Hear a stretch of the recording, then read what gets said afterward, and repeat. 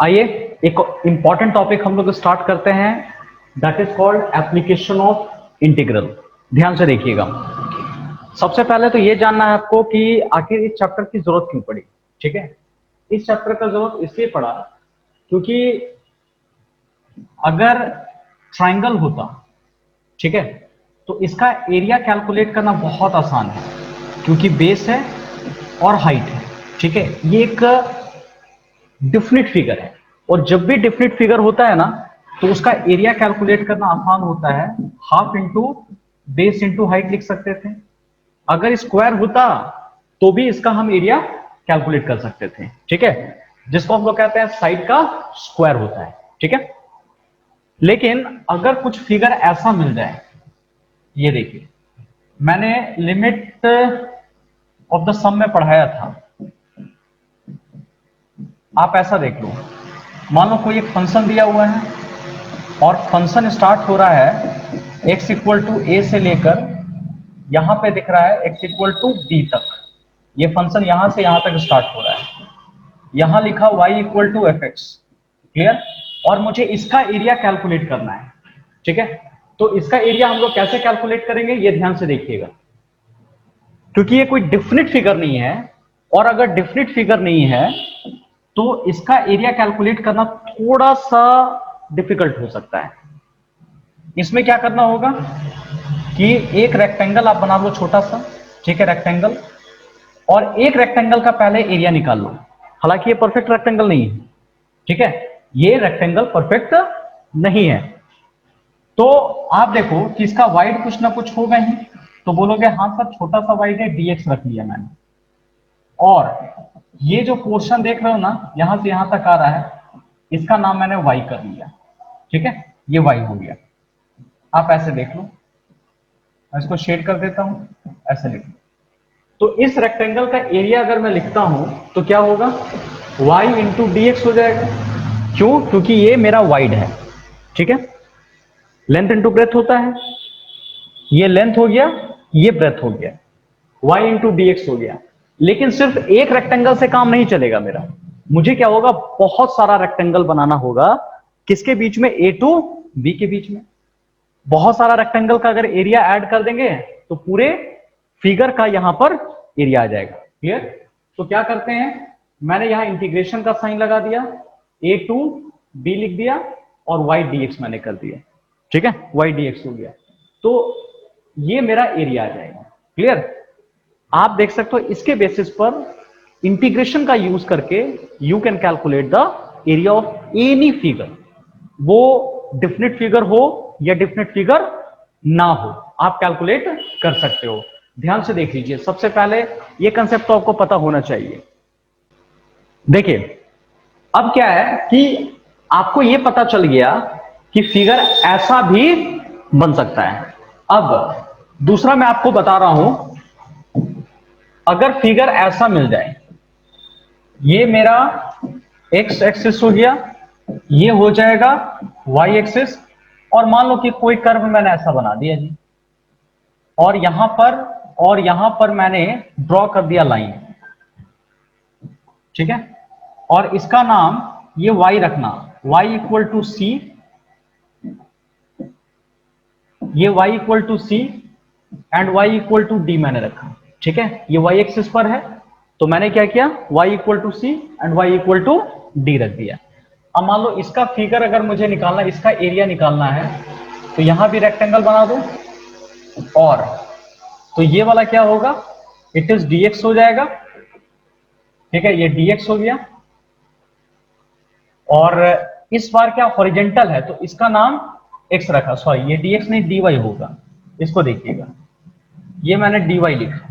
ठीक है, और इस बार जो हॉरिजेंटल दिख रहा है ना ये x है, ये मेरा dy हो गया। ठीक है, dy हो गया। मुझे इसका एरिया निकालना है, इसका एरिया कैसे निकलेगा, x इंटू डी कर दिया। ठीक है, लेकिन बात वही है कि मुझे रेक्टेंगल बनाना है बहुत सारा। किसके बीच में बनाना होगा, किसके बीच में, C टू D के बीच में। ये देखो, तो मैं क्या करूंगा, C से लेकर के D तक कर दिया, तो इस बार क्या हो गया, x इंटू डी हो गया, क्योंकि इस बार ब्रेथ का जो काम कर रहा है ना ये dy कर रहा है, और लेंथ का जो काम कर रहा है ये मेरा क्या कर रहा है बताओ, x कर रहा है, ठीक है। तो x dy हो गया, ये मेरा एरिया आ जाएगा, area c to D x dy मैं इसको लिख सकता हूं। इसको नोट डाउन कर लीजिए, इसको कॉपी कर लीजिए। अब क्या होगा, एक ऐसा भी फिगर आ सकता है, ध्यान से देखिएगा। यहां मैंने बनाया इट इज x एक्सिस और ये हो गया y एक्सिस, ठीक है। ऐसा भी आपका फिगर हो सकता है, नीचे साइड भी बन सकता है, कोई दिक्कत नहीं है। ज्वाइन कर लो, इसे भी ज्वाइन कर लो। तो ये क्या हो गया, x इक्वल टू ए, और ये हो जाएगा x इक्वल टू यहां पर b लिखा। आपको फिर से दो छोटे छोटे रेक्टेंगल बनाने हैं, एक ही रेक्टेंगल से काम कर जाएगा, दो भी बनाने की जरूरत नहीं है, ठीक है।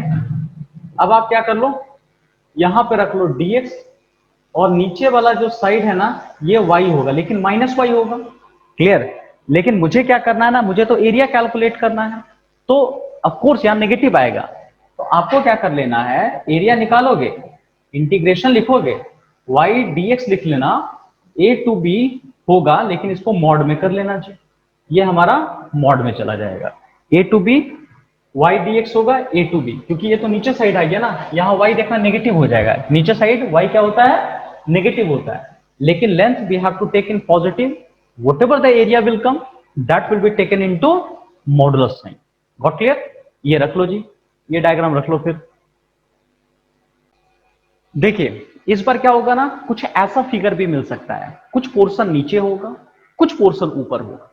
तो जो नीचे होगा, मान लो इसका नाम एरिया 1 लिखा, ये देखो, और यहां लिखा मैंने एरिया 2, तो नेट जो एरिया लिखा ए, ये क्या होगा, A1 का मॉड हो जाएगा, और प्लस A2 मैंने लिख दिया, यही पूरा आंसर आ जाएगा। कैपिटल ए इक्वल टू क्या होना है, एरिया 1, इसका मॉडुलस कर दो, प्लस एरिया 2, ये पूरा का पूरा फॉर्मेट मैंने यहां पर लिख दिया। ध्यान से देखिएगा इसको। तो कुछ क्वेश्चंस आपको ऐसे भी मिल सकते हैं। अब उसके बाद हम लोग कुछ क्वेश्चन डिस्कस करते हैं, ध्यान से देखिएगा, बहुत मजा आने वाला है। आइए एक खूबसूरत सा क्वेश्चन हम लोग करते हैं। ये क्वेश्चन क्या है, आपको कैलकुलेट करना है, find the area enclosed by the circle. अब जैसे क्या है ना कि यहां पर आपको थोड़ी सी 11th की कोऑर्डिनेट ज्योमेट्री की समझ होनी चाहिए, ठीक है। क्या करना होगा, क्लास 11th में जो आपने पढ़ा होगा, straight line, circle, parabola, hyperbola, ellipse हो गया, ये 5 आपने पढ़ा होगा, ठीक है। तो उसका नॉलेज होना चाहिए, और आप देख करके पहचान जाओगे कि सर ये सर्कल है, ठीक है, क्योंकि एक्स पे भी स्क्वायर है और वाई पे भी स्क्वायर है, ठीक है। तो हालांकि इस तरह का इलिप्स में भी मिलता है, लेकिन आपको पता है कि सर्कल का इक्वेशन क्या क्या आपने पढ़ा होगा 11th में, याद आ रहा होगा, एक्स माइनस अल्फा का whole square, y minus beta का whole square equal to r square, जहां पे सेंटर होता था अल्फा कॉमा बीटा, ठीक है, और आर का मतलब हो गया यहां पर रेडियस हो गया। और अब बोलोगे सर ये कैसे सर्कल का इक्वेशन हुआ, यहां पर अल्फा और बीटा जो हो गया ना, ये आपका सेंटर हो गया, सेंटर 0 0 हो जाएगा। तो कह सकते हैं कि ये सर्कल है, यहां पर ये एक्स एक्सिस, ये लिखा मैंने वाई एक्सिस, मैंने सर्कल बना लिया।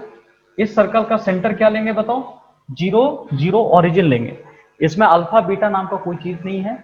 तो हम क्या लेंगे कि सेंटर जो होगा 0 0 हो जाएगा, और रेडियस इस बार क्या होगा, ए स्क्वायर, मतलब क्या हो गया, रेडियस इसमें ए हो जाएगा। क्लियर? रेडियस जो देखोगे ए हो जाएगा आपका। यहां से यहां तक मैंने लिख दिया, suppose capital A, it is A comma 0 हो गया, ठीक है। यही रेडियस होगा, R equal to we are getting as A. ध्यान से देखें, अब मुझे क्या करना है, find the area enclosed by the circle. तो पूरा सर्कल का मुझे एरिया कैलकुलेट करना है।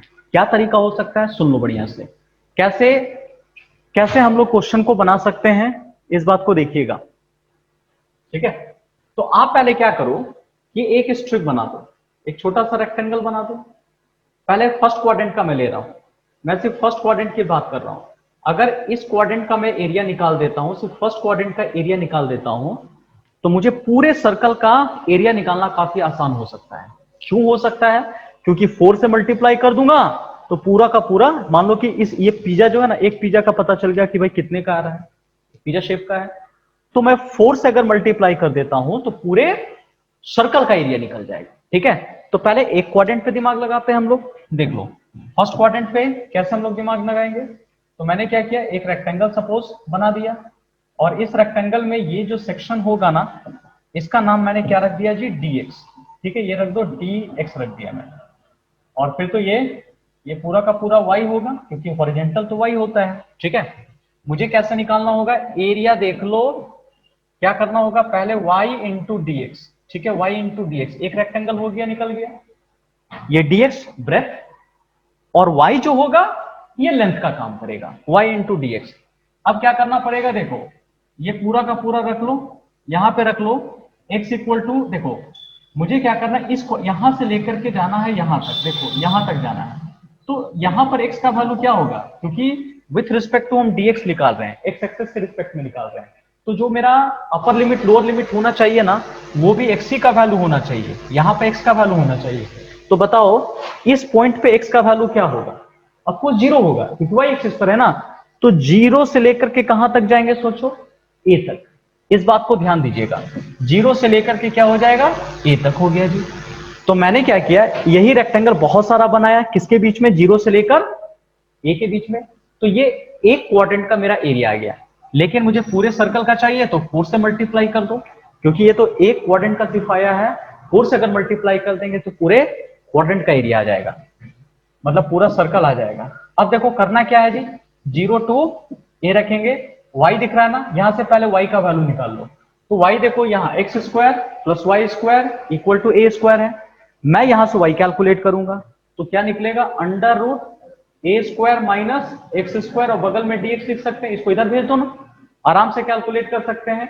Y square A square minus x square, Y can be written under root A square minus x square, ऐसे रखा जा सकता है। ठीक है, तो मैंने क्या किया, 0 से a under root A square minus x square. अब बताओ ये खूबसूरत सा फॉर्मूला आपको पता है कैसे ये निकलेगा, किसी को पता है, देख लो बढ़िया से। देखो जी, यहां तक पहुंचाने के बाद आपको इंटीग्रेशन की समझ होनी चाहिए। इंटीग्रेशन अभी तक आपने काम किया, अगर इंटीग्रेशन आता है तो इसके बाद आप गर्दा उड़ा दोगे, नहीं तो दिक्कत होगी। फॉर्मूला क्या होता है, x/2 under root A square minus x square plus a square by 2 sine inverse x by a. ठीक है, और ऊपर अपर लिमिट, नीचे लोअर लिमिट रख दिया। तो एक बार क्या पुट करना है, जहां जहां x है वहां पर a पुट करना, और एक बार 0 पुट करनी है आपको। ठीक है, बस सिंपल सा है। उसके बाद आप कैलकुलेशन कर सकते हो। ठीक है, सिर्फ पुट करने वाली बात है, हालांकि इसके बाद आपसे बन भी जाना चाहिए, लेकिन फिर भी अगर मैं बता दूं, यहां रखता हूं a/2, लेकिन देखो x की जगह आप पुट करते हो ए स्क्वायर, तो ये तो 0 हो जाएगा जी, ए स्क्वायर बाई 2 हो गया, लिखेंगे साइन इनवर्स a बाई ए हो जाएगा। ठीक है, और माइनस मैंने रख दिया, फिर 0 रख दो, यहां भी 0 रखोगे, यहां भी 0 रखोगे, ये तो पूरा 0 हो जाएगा। ठीक है, और साथ साथ देखिए इस पर ये वाला टर्म भी क्या हो जाएगा, 0 हो गया, क्योंकि ए स्क्वायर माइनस ए स्क्वायर 0 हो गया। सिर्फ ये छोटा सा प्यारा सा बचेगा, तो मैं लिख सकता हूं 4 into a square by 2 sine inverse a by a, मतलब 1 का वैल्यू कितना होगा, इट इज 5/2 हो गया। ठीक है, तो ये कैंसिल कर दो, अब क्या आ जाएगा, ए स्क्वायर पाई हो जाएगा। ठीक है, ए स्क्वायर पाई या पाई ए स्क्वायर, याद आ रहा है, पाई ए स्क्वायर, क्योंकि एरिया का ऐसे भी बचपन से खेलते कूदते आप लोग आ रहे हैं, क्या पढ़ाया गया था, area equal to pi are square होता है। और यहां पर ए क्या, एक तरह का आर ही तो है, रेडियस का ही तो काम कर रहा है। तो देखो हम लोग इंटीग्रेशन से भी फॉर्मूला को डिराइव कर सकते हैं। एरिया जो आपने बचपन में सीखा है, हाँ, वो 12th में आकर के आप डिराइव करना सीख गए। ठीक है, pi a square that is pi are square, इस बात का ध्यान दीजिएगा। आइए इस सेकंड क्वेश्चन को बनाते हैं, आपको पता चल रहा होगा, ध्यान से देखिएगा। इस बार क्या है कि हमारे पास एक्स एक्सिस है, ये है वाई एक्सिस दिया हुआ है। आपको पता चल रहा होगा ये इलिप्स का फिगर है, क्योंकि आपने क्लास 11th में पढ़ा है circle, straight line, parabola, hyperbola, ellipse. इस तरह का जो क्वेश्चन होता था, इक्वेशन था, इलिप्स का होता था। अगर यही बीच में माइनस हो जाता तो हाइपरबोला बन जाता आपका। ठीक है, तो देखो ये इलिप्स है, और पूरे इलिप्स मतलब ये पूरा एरिया कैलकुलेट करना है। देखिएगा पूरा का पूरा, ये पूरा कैलकुलेट करना, मैं अभी शेड नहीं कर रहा हूं, तो मैं तरीका क्या लगाया कि पहले एक क्वाड्रेंट आप निकाल लो, सिर्फ इस क्वाड्रेंट को कैलकुलेट कर लो, ठीक है, और 4 से मल्टीप्लाई कर देना, क्योंकि सब लगभग सिमेट्रिकल है, सब आपका इक्वल है, इसलिए पूरा का पूरा एरिया कैलकुलेट हो जाएगा। तो करना क्या पड़ेगा, यहां देखो हमने क्या कर दिया, dx कर दिया, और ये पूरा का पूरा लिख दिया यहां पर y, dx और हो गया y, ठीक है, क्योंकि एक रेक्टेंगल बनाया जिसका वाइड मैंने रखा dx और लेंथ जो बनाया ये लिखा मैंने y, ठीक है। अब बताओ ये जो कोऑर्डिनेट होगा ये क्या हो सकता है जी, यहां पे देख लो, ये x square by A square होता है, आपको पता है ना कि इसमें एक मेजर एक्सिस होता था, एक माइनर एक्सिस होता था, याद आ रहा होगा, सर भूल गए तो कोई बात नहीं, सर हैं आप लोगों को सब याद दिला देंगे। ए और बी, सी और डी हो गया, ठीक है। तो ए बी जो होता था ये मेजर एक्सिस होता था विच इज इक्वल टू 2a, ठीक है, और सी डी जो होता था minor axis which is equal to 2b होता था, ये 2b होता था। तो बताओ इसका कोऑर्डिनेट, ये पूरा ए बी अगर 2a होगा तो यहां से यहां तक a होगा, मतलब इसका कोऑर्डिनेट a, 0 होगा, और ये पूरा 2b अगर है, सी डी 2b है, तो OC कितना होगा जी, b और b होगा, ऊपर b नीचे b, इसका मतलब क्या हो गया 0 कॉमा, इसको मैं लिखूंगा b, ठीक है, देख लो 0 कॉमा b, a,0। लेकिन देखिए अब मुझे एरिया जो कैलकुलेट करना है, तो पहले इस रेक्टेंगल का एरिया निकालो, जैसा आपको बताया गया था, लेंथ इंटू ब्रेथ होता है, करना क्या है, y dx मैंने लिखा, लेंथ इंटू ब्रेथ, और एरिया मुझे निकालना है कहां से लेकर के, देखो, और बताया था ना कि मुझे लिमिट लेना है, और लिमिट जब भी लेते हैं तो ये विथ रिस्पेक्ट टू dx हो रहा है, तो जो लिमिट होगा वो हमेशा x का ही वैल्यू होगा, ठीक है, x का ही वैल्यू होगा। क्या लेंगे x का वैल्यू जी, यहां से स्टार्ट करो छोटे से बड़ा, तो यहां से यहां तक जाएंगे, तो यहां x का वैल्यू देखो क्या काम कर रहा है, 0, 0 टू a, सिर्फ a, तो आप देख लोगे 0 टू a, तो इससे क्या एरिया निकल जाएगा, सिर्फ एक क्वाड्रेंट का एरिया निकलेगा, लेकिन मुझे चारों क्वाड्रेंट निकालने हैं, तो 4 से मल्टीप्लाई कर दो, तो एरिया निकल गया, 4 रखो, 0 टू मैंने ए लिखा, और y का जो वैल्यू लिखेंगे वो क्या हो जाएगा, चलो इसको थोड़ा सॉल्व कर लेते हैं, यहां से y निकालते हैं, तो y देखो आप इस इक्वेशन से y निकाल लीजिएगा, कैलकुलेट कर लीजिएगा y, तो y निकालने के लिए आपको क्या करना पड़ेगा, देख लो, आप एक साइड y रखो, Y square by B square रखा, 1 माइनस इसको इधर ले जाओ, X square by A square रखा मैंने, अब मैं क्या करूंगा, वाई स्क्वायर और इस साइड मैंने क्रॉस मल्टीप्लाई कर दिया, ठीक है, तो ये हो जाएगा बी स्क्वायर, और इधर भी मल्टीप्लाई कर दो, या पहले एलसीएम ले लो, y square by B square रहने दो, एलसीएम लेंगे a square minus x square हो गया, ठीक है। अब मैं बी स्क्वायर से मल्टीप्लाई करूंगा, तो मैंने क्या किया, वाई स्क्वायर रहने दो, बी स्क्वायर रखा, ए स्क्वायर माइनस एक्स स्क्वायर ऐसे रख दिया मैंने, इस बी स्क्वायर को मैंने क्रॉस मल्टीप्लाई किया, तो B square by A square minus x square, so Y can be written under root, come on, under root B square A square minus x square हो जाएगा।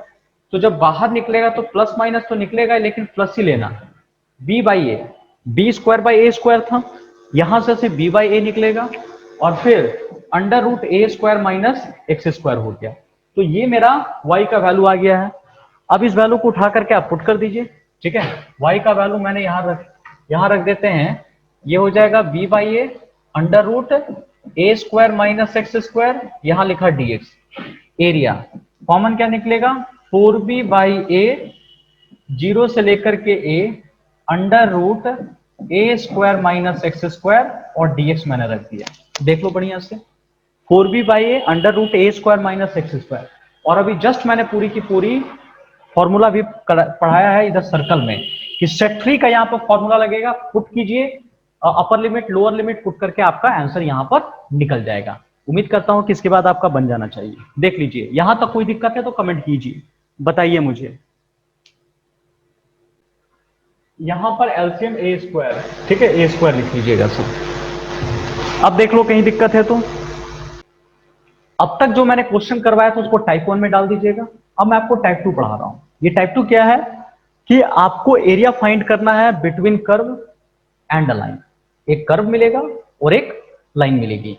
अब जैसे मैं एग्जांपल से समझा देता हूं, ज्यादा समझ में आएगा, केस स्टडी आप लोग को ज्यादा समझ में आता है। अब कह रहा है कि find the area bounded by the curve, मतलब एक कर्व रहेगा, पूरा स्टेटमेंट में नहीं लिख रहा हूं, y equal to X square and ये हो गया y इक्वल टू 4 हो गया, ठीक है, y इक्वल टू 4। इस दो बीच के में आपको एरिया कैलकुलेट करना, पूरा स्टेटमेंट लिखा रहेगा, find the area bounded between ये कर्व और इस कर्व के बीच में, इन दोनों कर्व के बीच में आपको एरिया यहाँ पे कैलकुलेट करनी है। आइए सीखते हैं, देखते हैं क्या क्या दिया हुआ है। अच्छा, आपको पता है कि ये इक्वेशन किसका हो सकता है? देखो जी, एक पर स्क्वायर एक पर बिना स्क्वायर जब भी होता है ना, तो ये इक्वेशन होता है पैराबोला का, ठीक है। आपने पढ़ा होगा कि Y square equal to 4ax, Y square equal to -4ax, X square equal to 4ay और x square equal to -4ay हो गया, ठीक है। तो ये क्या है ना, चारों के चारों पैराबोला है। अभी देखो कंपेयर करो, एक पे स्क्वायर होता है, एक एक्स पे स्क्वायर होगा तो वाई पे नहीं होगा, वाई का पावर 1 होगा, ठीक है, ऐसा देखिए। तो एक्स का स्क्वायर वाई का पावर 1, एक्स का स्क्वायर वाई का पावर 1, लेकिन माइनस में होगा। तो एक किधर खुलता है, ये किधर खुलता है बताओ? ये आपका जो खुलता है राइट हैंड साइड RHS, ये खुलता है लेफ्ट हैंड साइड, ये होता है अपवर्ड, ये किधर खुलता है? डाउनवर्ड खुलता है। तो अभी देख लो ना, किस पे स्क्वायर है? एक्स पे स्क्वायर है और y देखो पॉजिटिव है, y पॉजिटिव वाला है, इसका मतलब ये पैराबोला किधर खुलेगा? अपवर्ड, ठीक है, अपवर्ड की तरफ खुलेगा। तो लो हमने बना दिया x एक्सिस, ये हमारा y एक्सिस, ये हमने बनाया अपवर्ड, ऊपर की तरफ मैंने खोल दिया, ठीक है, ऊपर की तरफ मैंने पूरा खोल दिया। अब क्या करोगे? सर आवाज ठीक से नहीं आ रहा। एक मिनट ध्यान से देख लीजिए कैसे बनेगा। आइए तो देखते हैं कि ये पूरा का पूरा मेरा क्या हो गया जी, एक कर्व हो गया जो ऊपर की तरफ गया है, ठीक है, ये पैराबोला हो गया। और इस पैराबोला में देखते हैं y equal to X square था, अब दूसरा एक y इक्वल टू एक्स कह रहा है, y इक्वल टू एक्स। इसका ग्राफ भी आपको पता होना चाहिए, जब भी y का वैल्यू होता है तो इसका मतलब उल्टा जाता है, पैरेलल टू y एक्सिस होता है, ठीक है। ये 4 से तो क्रॉस करेगा, मान लो 1 2 3 4 से तो क्रॉस करेगा, y इक्वल टू 4 हो गया, लेकिन पैरेलल टू किसका हो जाएगा? x एक्सिस का पैरेलल हो गया। और अगर x का वैल्यू दिया हुआ है, x equal to 4 is given, तो क्या होगा? x से तो क्रॉस करेगा, पैरेलल टू क्या हो जाएगा? y एक्सिस हो जाएगा, ठीक है, इस बात का ध्यान देना है आपको। तो हमने ग्राफ बना दिया, अब बताओ दो कर्व के बीच का एरिया निकालना, कौन कौन सा एरिया निकाल सकता? सोचो सोचो जरा, देखो पूरा का पूरा जो कहानी कह रहा है ना, ये पूरा निकालना मुझे, यही एरिया निकालना है, दो कर्व के बीच में यही एरिया फंस रहा है जी, ठीक है। तो सोचो जरा इसको हम लोग कैसे कैलकुलेट कर सकते हैं, थोड़ा सोचिए, मुझे पूरा एरिया चाहिए, आप लोग भी थोड़ा सा दिमाग दौड़ाइए, मुझे रेक्टेंगल तो एक छोटा सा चाहिए ही चाहिए। तो रेक्टेंगल भाई कैसे बनेगा वहां पर? क्या हम ऐसे रेक्टेंगल बनाना आसान है कि इधर से ऐसे बनाना आसान होगा? तो बोलोगे देखिए सर ऐसे बनाना ज्यादा आसान लग रहा है कि नहीं? यहाँ पे देखिए परफेक्ट रेक्टेंगल बन जा रहा है। तो ये y एक्सिस पर है, इस बार ये क्या छोटा सा y है, मतलब dy होगा। इसके पहले जो बनाते थे वो dx था, इसका जो वाइड होगा इस बार dy होगा। और इस बार इससे जो लेंगे ना, ये मेरा पैरेलल क्या हो गया? x एक्सिस है, तो ये x हो जाएगा हमारा, ठीक है। तो मैं सिर्फ एक क्वाड्रेंट का बता रहा हूं, अभी मैं सिर्फ इस क्वाड्रेंट का निकाल के दिखाऊंगा मैं आपको, और जो भी आएगा उसको 2 से मल्टीप्लाई कर दूंगा मैं। तो एरिया कैसे निकल जाएगा सुन लो, मैंने लिखा x dy लिखा मैंने, और मुझे लेना पड़ेगा इंटीग्रेशन कहां से कहां तक, लेकिन इस बार y के टर्म में है, विद रिस्पेक्ट टू y है, तो y का वैल्यू लेंगे। तो जरा सोचो y का वैल्यू क्या हो पाएगा। यहां देखिए, आप यहां से लोगे, यहां y से लेकर के यहां y तक जाएंगे, तो y का मिनिमम वैल्यू यहां कितना होगा? बोलोगे सर 0 होगा। यहां पर कितना होगा? y होगा, ठीक है, तो सॉरी 4 होगा, 0 से लेकर 4, y का वैल्यू देखिए, तो 0 से लेकर 4, लेकिन ऐसा ही एरिया इस साइड भी बनेगा, तो 2 से मल्टीप्लाई कर दो, ठीक है। तो अब हमारा एरिया कितना हो गया? 2 इंटू 0 से लेकर 4 लिया और x का वैल्यू लिया, इस साइड मैंने अंडर रूट निकाल दिया, अंडर रूट y, और ये हो जाएगा dx। तो 2 इंटू, इसको कैसे हम लोग सॉल्व करेंगे देख लो जी, y का पावर लिखा 3/2 लिख सकते हैं हम लोग, यहां पे देखते जाइए, ये हो जाएगा 3/2 और नीचे हो गया 3/2, डायरेक्ट सॉल्व करोगे, और एक बार 4 और 0, उसके बाद तो आपको पता है आप तो धूम मचा ही दोगे, ठीक है। उसके बाद सिर्फ क्या कर लेना है, ऊपर कर दो, तो 2 इंटू 2/3 बाहर निकल गया और y का पावर लिखा 3/2, ठीक है। और 4 और 0, एक बार आपको 4 पुट करना है, एक बार आपको 0 पुट करना, माइनस कर दो, इसके बाद आपको आना चाहिए you can calculate the area. तो जो मेरी जिम्मेदारी है आपको फिगर बता देना है, कैसे इस पे काम होता है, कैसे ये सारे के सारे चीजें बन रही है, देखते जाइए बढ़िया से। आइए टाइप 2 का एक और क्वेश्चन पे हम लोग दिमाग लगाते हैं, ये भी बहुत ही अच्छा क्वेश्चन है, देखना पहले वाले से तो ज्यादा मजेदार है। अच्छा, अब तक तो यहां पर समझदारी आ ही गई होगी कि ये वाला क्वेश्चन क्या है जी। एक तरह का आप ध्यान से देखोगे, ये क्वेश्चन आपका सर्कल है, ठीक है, ये क्वेश्चन सर्कल है। x² + y² = 32 दिख रहा था, एक बार चेक कर लेते हैं 32 ही है, हाँ 32 होगा, ठीक है। तो और y = x है, ठीक है, y = x है। इसको जरा सॉल्व करके देखते हैं, क्योंकि क्वेश्चन में कह रहा 32 है, ठीक है, ये 32 है। तो आपको मुझे इसमें क्या है ना, सेंटर की जरूरत पड़ेगी और रेडियस की जरूरत पड़ेगी। तो कह रहा है कि x² + y² ये 32 है। अब इसको रूट में कैसे लिखा जा सकता है, रूट 32 का होल स्क्वायर लिखा जा सकता है, ऐसे लिख सकते हैं हम। अच्छा, तो पता चल गया कि रेडियस कितना है, √32 हो जाएगा। और जब रेडियस √32 है तो मैं लिख सकता हूं 16 × 2 लिख सकता हूं, और r कैन बी रिटन 4√2 भी लिखा जा सकता है, यही r हो गया। So this r can be written as 4√2 लिखा जा सकता है। रेडियस पता चल गया 4√2, तो कंफर्म हो गया कि एक सर्कल ऐसा है जिसका रेडियस 4√2 है, 4√2, ठीक है। अब देखो y = x, ये y = x का ग्राफ पता कैसे बनता है, ये हमेशा ओरिजिन से क्रॉस करके जाता है, एकदम 45 डिग्री काटते हुए, बीचों बीच काटते हुए जाएगा। ये x एक्सिस हो गया, ये y एक्सिस हो गया। चाहो तो इसका ग्राफ बना करके टेस्ट कर सकते हो, इस तरह से आप टेस्ट कर सकते हैं कि यहां पर x, यहां पर y, 0 0 1 1 2 और 2 होगा, ठीक है। तो ये जो ग्राफ बनेगा एक स्ट्रेट लाइन का ग्राफ बनाएगा, which is passing through origin, ठीक है। ऑरिजिन से पास करेगा और तिरछा होकर के ऐसे करके जाएगा, ठीक है। देखो अब हमें क्या करना है, y = x, तो मुझे क्या करना है, इसके और इसके बीच का मुझे एरिया निकालना है। कैसे एरिया निकालेंगे, ध्यान से देखिएगा। तो इस बार क्या करना पड़ेगा आपको, ये तो बीचों बीच मैंने बना दिया, तो कौन सा एरिया आपको निकालना है, एक बार देख लो बढ़िया से, कौन सा एरिया आपको कैलकुलेट करना, पहले ये कंफर्म होना चाहिए। और देखिए इस क्वेश्चन में साफ कह रहा है, मैं तो शॉर्ट में लिख दिया हूं क्वेश्चन, लेकिन एनसीईआरटी के एग्जांपल में कह रहा है find the area enclosed in first quadrant. Already word use कर दिया फर्स्ट क्वाड्रेंट, तो फर्स्ट क्वाड्रेंट का मतलब समझ में आ रहा है आपको। ये देखिए सिर्फ इस एरिया को कैलकुलेट करना है, और वो भी किसके बीच में, एक सर्कल, ये जो दिख रहा है ना, ये सर्कल, और साथ ही साथ इस लाइन के जो बीच का है ना, उसको आपको कैलकुलेट करना है। एक बार बढ़िया से देख लीजिए, क्या यही कह रहा है, ध्यान से देख लीजिए, मुझे फर्स्ट क्वाड्रेंट में निकालना है। देखो जी इस क्वेश्चन में क्या कह रहा है ना, कि सिर्फ नीचे वाला ही होगा। क्यों ऐसा नीचे वाला होगा, क्योंकि यहाँ पर एक वर्ड और यूज किया गया है, ये एक्स एक्सिस भी यूज किया है क्वेश्चन में, ये भी कह रहा है जी, ये छूट गया था, देख लो। तो मतलब 3 इक्वेशन है, एक एक्स एक्सिस है, एक मान लो ये इक्वेशन दिया हुआ है, और एक ये भी दे रहा है, 3 इक्वेशन दिया हुआ है। 3 पर आपको ख्याल दीजिएगा। तो क्या कह रहा है, एक लाइन मैंने बना दिया, दूसरा सर्कल होना चाहिए, तो सर्कल वाला कर्व देखो ये वाला है, और तीसरा एक्स एक्सिस होना चाहिए, ये तीनों का मेल होना चाहिए। मैं दूसरा कलर ले लेता हूं, देखो समझ में ज्यादा होगा, येलो येलो डट्टी फेलो वाला।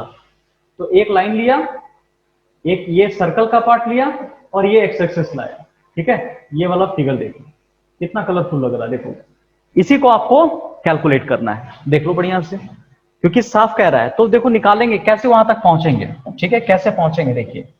अब क्या है ना कि डायरेक्टली आप कैसे इंटीग्रेट करोगे, तो यहां पे देखिएगा, ऐसे क्वेश्चन को बनाने के लिए बीच में एक लाइन ड्रॉ कर लीजिएगा पैरेलल। अब बोलोगे इसकी जरूरत क्यों पड़ेगी, क्योंकि आप डायरेक्टली नहीं पहुंच पाओगे। होता है ना कभी कभी, मान लो कि बोकारो से डायरेक्ट मेरे को दिल्ली जाना है, तो अगर डायरेक्ट ट्रेन है तो डायरेक्ट पे बैठेंगे, और नहीं पता तो प्लेटफॉर्म चेंज करना पड़ता है। कभी कभी एयरपोर्ट में भी इसी तरह से होता है, आप प्लेन से अगर जानोगे तो 2 जगह आपको चेंज करना पड़ता है। तो बिल्कुल यही मेथड यहाँ भी यूज करना है। आपको यहां से इस ओरिजिन से लेकर डायरेक्ट ए तक पहुंचना है, तो आप डायरेक्ट रास्ता नहीं है, तो आपको बी से होकर गुजरना पड़ेगा।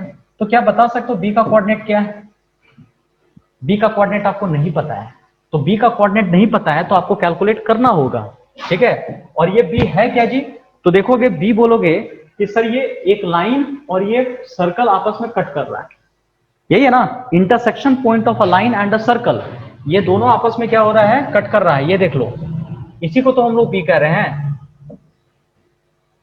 आप लिखोगे फॉर बी के लिए, तो फॉर बी के लिए आपको क्या करना पड़ेगा, सॉल्व इक्वेशन, आप 2 को सॉल्व कर लो एंड 3 को सॉल्व कर लो, दोनों इक्वेशन को सॉल्व करना पड़ेगा आपको, क्योंकि एक सर्कल है और एक स्ट्रेट लाइन है, ये आपस में कट रहा है, तो जब भी कटता है ना तो मुझे क्या करना पड़ता है, उसका कैलकुलेट करना पड़ता है इंटरसेक्शन पॉइंट, और वो कैसे सॉल्व होगा, दोनों इक्वेशन को सॉल्व करके ही होगा। और होगा कैसे जी, दोनों इक्वेशन को सॉल्व करोगे, इसको उठा करके यहां पुट कर दो, इक्वेशन 1 एंड 2 और 3 को यहां पे पुट कर दो, इसको उठाकर यहां पुट कर देते हैं, X square plus X square equal to 32 हो गया, बिकॉज वाई के जगह भी एक्स स्क्वायर पुट किया, यहां रखा 2x square equal to 32, solve कर लिया जी मैंने 16, X square equal to 16, X equal to हो जाएगा प्लस माइनस 4 मैंने रखा, ठीक है, ये क्या हो जाएगा, x equal two plus minus 4, x का वैल्यू आ जाएगा 4 हो गया, देख लीजिए बढ़िया से, x equal two plus minus मैंने यहां पर रखा था 4, तो मैंने क्या कर लिया, सिर्फ यहां पर पॉजिटिव ले लिया, ठीक है, प्लस माइनस 4 लिखा तो पॉजिटिव ले लिया, तो x का वैल्यू पता चल गया 4, तो इसको उठा करके पुट कर दो y में, तो y भी मेरा क्या आ जाएगा, 4 ही आएगा, इस x इक्वल टू 4 को यहां पुट कर दो इक्वेशन 3 में, तो y भी कितना होगा, 4 होगा, तो आप कह सकते हो इस b का जो कोऑर्डिनेट है 4,4 हो गया, 4,4 हो गया, यहां से क्लियर हो गया, 4,4 हो गया। अब पता है कैसे हम लोग कैलकुलेट करेंगे, देखिए आइए, वो ट्रेन पकड़ने वाला बात बताया ना, पहले यहां से बी जाएंगे, ओ से बी जाएंगे, बी से फिर कहां जाना है, आपको ए जाना है, तो इतनी डिस्टेंस आपको ट्रेवल करनी पड़ेगी, तो आप कह सकते हो कि दो आपको फिगर बनेगा, यहां देखिए, एक रेक्टेंगल आपको यहां बनाना पड़ेगा और एक रेक्टेंगल आपको यहां बनाना पड़ेगा, दो जगह आपको ट्रेन पकड़नी पड़ेगी जी, दो रेक्टेंगल मैंने यहां बनाया, ठीक है, शायद नहीं दिख रहा होगा, मैं बड़ा कर देता हूं, लो मैंने क्या किया, दो रेक्टेंगल आपका बनाया, ठीक है, तो यहां पर देख लीजिए, ये क्या करना होगा, एरिया जब निकालोगे ना तो आपको निकालना पड़ेगा क्या, पहले ये भी आपका dx ले लो, ठीक है, dx ले लेते हैं, और यहां से मैंने y कर दिया, तो y, और इस बार y किसका लेंगे पता है, इस लाइन का लेंगे क्योंकि लाइन के अंदर में है, तो y ऑफ लाइन, ठीक है, और इनटू मेरे को करना पड़ेगा dx, और कहां से इंटीग्रेट करना पड़ेगा, इंटीग्रेट करना पड़ेगा, देख लो, 0 से लेकर के पहले इस प्लेटफॉर्म 4 तक आना होगा, तो 0 से लेकर के 4 तक लिया, फिर प्लस लेंगे, फिर कहां से जाना है, 4 से लेकर के यहां तक आना पड़ेगा ए तक, और वहां से लेकर यहां तक का कोऑर्डिनेट क्या होगा, 4 से लेकर के 4√2 तक देख लो, ठीक है, यहां जो दिख रहा है ना 4√2 तक दिख रहा है, तो अब हम लोग करेंगे क्या, तो 0 से लेकर के, सॉरी 4 से लेकर के 4√2 तक देख लो, लिख सकते हैं 4√2 तक हो गया, और इसमें क्या करना होगा, y, ये किसका y लेंगे, y ऑफ, देख लो इस बार जो y कर्व किसका आ रहा है बताओ, ये सर्कल का टुकड़ा है, सर्कल का टुकड़ा, इस बात का ध्यान दीजिएगा, y ऑफ सर्कल, और इनटू मेरे को क्या करना पड़ेगा, dx करना पड़ेगा, ठीक है, मैंने दो ट्रेन चढ़ा है, पहला ट्रेन किस पे चढ़ा पता है, एक स्ट्रेट लाइन पे चढ़ा, फिर दूसरा ट्रेन पता है कहां चढ़ा, सर्कल पे चढ़ा, दो ट्रेन होता है ना, दो ट्रेन हो गया, तो क्या किया, एक ट्रेन कहां से कहां तक गया, सर्कल स्ट्रेट लाइन वाला ट्रेन कहां से कहां तक गया, 0 से लेकर मेरे तो 4 तक ले गया, और दूसरी ट्रेन मेरे को कहां से कहां तक ले गई, 4 से लेकर के 4√2 तक ले गया, ठीक है, 4√2 तक गया, तो 4 से लेकर 4√2, y ऑफ सर्कल dx मैंने लिखा, अब हम लोग क्या करेंगे, एरिया तो लिखा है, और यहां लिख लो 0 से 4 y ऑफ लाइन, तो y लाइन का इक्वेशन क्या था, y इक्वल टू x था, दिख रहा था ना,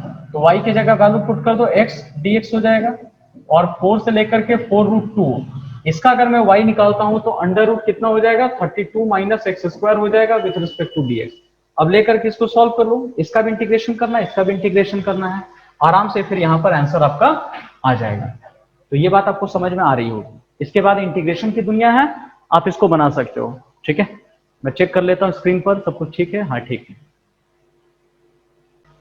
आइए नेक्स्ट क्वेश्चन पे हम लोग फोकस करते हैं। ये क्वेश्चन क्या है देख लीजिए बढ़िया से। इस बार क्वेश्चन कह रहा है, आपको तो पता लगभग चल ही गया होगा कि ये फिगर जब भी आता है तो ये इलिप्स देता है।